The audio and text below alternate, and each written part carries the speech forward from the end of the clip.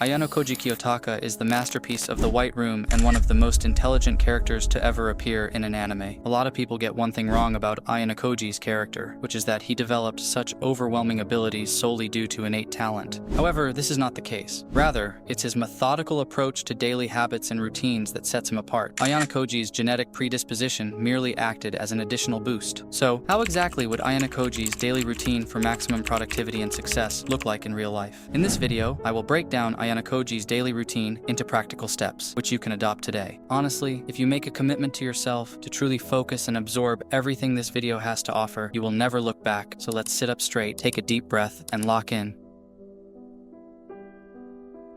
For the perfect morning routine, it is absolutely crucial that you get natural light in your eyes within 1 hour after waking up. Now listen carefully, as this will also increase your general level of education. Natural light in the morning is so important because of something known as the cortisol pulse. Once every 24 hours, you are going to get a big spike in cortisol, which sets your temperature rhythm, your level of alertness and focus, and your mood. You want that cortisol spike to happen as early in the day as possible, to feel motivated throughout the day, and to be able to fall asleep effortlessly in the evening, and that's where morning sunlight comes in the picture. Try to get at least 10 minutes of exposure, and if you wake up before the sun rises, bright lights will do the trick. While you get in your morning sunlight, you also have a good opportunity to drink water and take in electrolytes. This is such a simple but powerful habit that you should undoubtedly establish in your own routine. You already know that upon waking, your body is in a state of dehydration after hours of sleep. But did you know that just by drinking water on an empty stomach, you can increase your metabolic rate by 24%? By increasing your metabolic rate, you are digesting faster and therefore improving your digestive system. In fact, 500 milliliters of water immediately after waking up has even been proven to increase blood flow and make your skin glow while increasing production of new blood cells.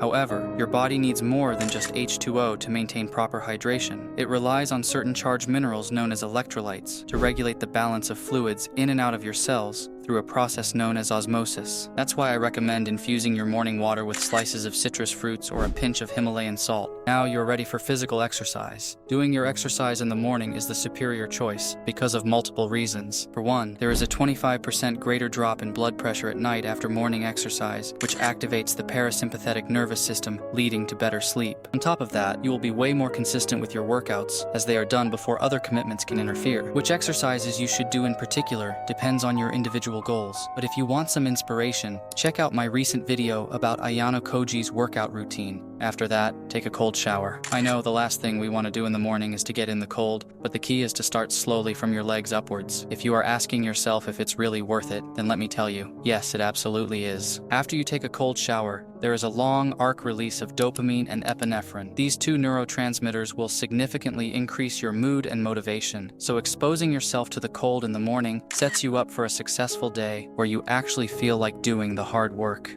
Keep in mind that it can take 3 to 4 weeks to adjust to a morning routine, and that you need to establish an earlier bedtime if you start waking earlier to fit all these activities into your schedule. If you don't get enough sleep, it can be impossible to make the transition.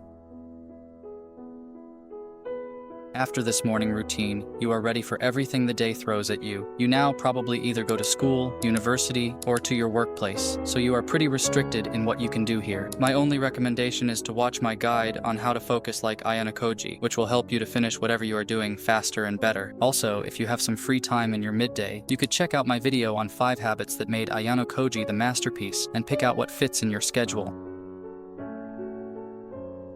In the evening, it is vital to set the foundations for your next day by eliminating morning decision-making. We have a limited amount of willpower and decision-making ability, and too many decisions in the morning slow us down and drain our brain for the rest of the day. Concretely, that could mean to lay out your outfit for the next day and to pack your lunch in the evening. Next, if you feel like you're not getting tired, or if you have missed the cold shower in the morning, take a warm bath or shower. Warm baths, showers, or even saunas are beneficial because after the exposure, your body temperature falls below baseline to cool you off. This mimics the body's natural sleep cycle and signals to your brain that it's time to wind down and prepare for restorative sleep. Moreover, Ayanokoji would undoubtedly incorporate Yoga Nidra into his evening routine. Why? Because of Yoga Nidra's extremely potent ability to induce a state of deep relaxation, which has even been shown to enhance sleep efficiency and increase the duration of slow-wave sleep, which is essential for physical and mental rejuvenation. Also, avoid viewing bright lights, and especially bright overhead lights. Relying on desk lights in the evening will be beneficial for sleep. Additionally, get in evening sunlight. Just like in the morning, this serves as an anchor point for your inner clock. If you are asking yourself how our brain can differentiate between morning and evening sunlight, it turns out that it has to do with the particular wavelengths of light that are present in morning versus evening. While we are at lights, when it is time to go to bed, you should keep your room as dark as possible. If you can't get your room completely dark, eye masks have been shown to be beneficial.